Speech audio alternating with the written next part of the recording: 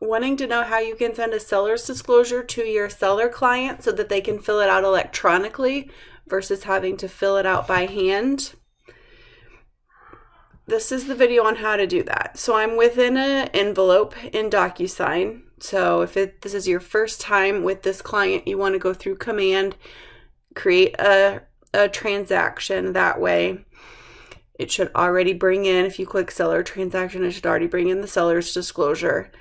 Then what you're going to do is you're just going to create an envelope, and we are going to add the seller's disclosure to that envelope. You can also include the lead-based paint if you want to. Typically, I try to keep it by itself just for ease of it because it is a pain in the butt to fill out. So sometimes it'll go to this saying that you need to drop your files here, or if you click on this arrow, I can add room docs.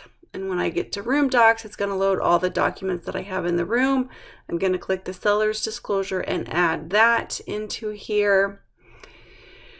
Then you'll notice it's already got some recipients down here. So once it adds the templates, it's going to have specific titles or categories for your recipients.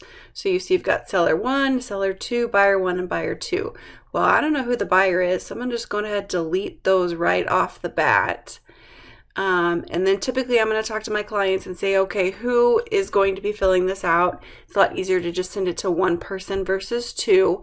So I'm going to delete the second seller and I'm just going to enter one person in. So I'm going to click on that. I'm going to go to my address book, unless I've already got them in my room participants or as a room contact. I'm going to select the person, the seller.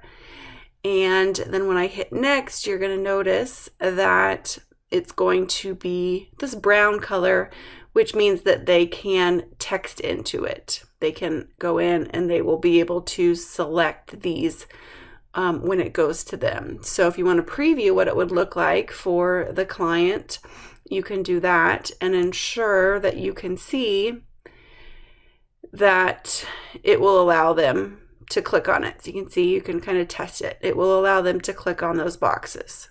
Okay, so then you would just send it to your client and they would send it back. If you have a seller number 2, you would add this again and then just put them in the new envelope. You would have to drag and drop their initials, place those initials and the signatures on every page. But that is the way that you can set this up so that your client can electronically fill out a seller's disclosure.